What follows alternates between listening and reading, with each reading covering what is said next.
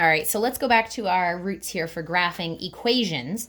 We're going to pretend to graph each one of these as if it were an equation. And after we get the dots that would have been the solution to the equation, we have to make two decisions. We have to decide if the boundary line is either solid or dashed, and then we have to decide which side to shade in, which region is going to make the inequality true. So y is greater than negative 1/3 x minus 79. And that 79 is actually not supposed to be there. It's supposed to be minus 1. I apologize. It must be just on mine because my original looks fine. I don't know where that 79 came from. So it's supposed to be minus 1. That would make your intercept minus 1 or negative 1. And then your slope is negative 1/3. So I'm going to go down 1, right 3, down 1, right 3. Or I can go up 1, left 3, up 1, left 3. You do want to try to go all the way across the grid that's provided. Now that I've got those dots, and this was supposed to be a 1, I'm going to say, is it solid or dashed? Well, it's greater than. It's not greater than or equal to, it's just greater than. So it's got to be a dashed line. So I'm going to go through here just like you would down the middle of a road with a passing lane and make it a dashed line. And it's greater than, so I'm going to shade points that are above, right? Thinking about it being y on the y-axis, things that are above. So you'll see us do this and shade above. Second one, y is less than or equal to 4x plus 2. All right, y is less than or equal to 4x plus 2. So my intercept is 2. My slope is 4, so I can go 1, 2, 3, 4 over 1, or I can go down 1, 2, 3, 4, left 1, 1, 2, 3, 4, left 1, and less than or equal to, because we've got the equal to symbol, we're going to have a solid line. Solid line, because it is less than, we are going to shade things that are below the points on the line. So we're shading this side.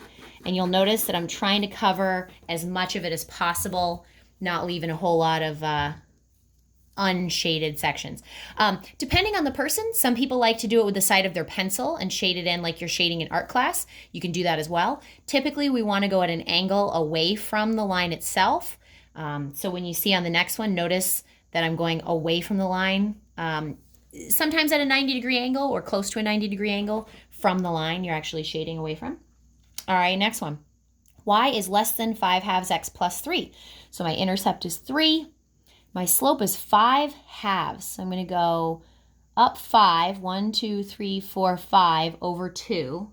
Does sort of run off the page, so I'm going to go the other way. 1, 2, 3, 4, 5, left 2. 1, 2, 3, 4, 5, left 2. And it's less than, which means that it is going to be dashed. The dots on that line not included because it does not have the equal to, and less than means that I'm going to shade below. There we go. Last but not least, 2x minus y is less than or equal to 5. That one is not ready to be graphed. We actually need to rewrite that equation so that it starts with y is greater than, y is less than, and so on, just the way we would for any slope-intercept form. So if I've got 2x minus y less than or equal to 5, I'm going to subtract 2x from both sides. I would have negative y is less than or equal to a negative 2x plus 5. I have a negative y here, which is a problem. I have to have just y, so I'm going to divide the left side by negative 1 and divide the right side by negative 1. Remember, when we divide an inequality by a negative, it flips the less than. So this one is going to be y is greater than or equal to negative 2 divided by negative 1 would be 2x. 5 divided by negative 1 would be minus 5, giving us a negative 5 intercept and a slope of 2. Notice going all the way from one end to the other. Because it's got the equal to, it's going to be solid. Because it's greater than, we're going to shade above the line. And again, you can shade with the side of the pencil. You can shade just with those sort of hash marks. Everything from then on is an explanation or a re-explanation of yesterday's lesson 913.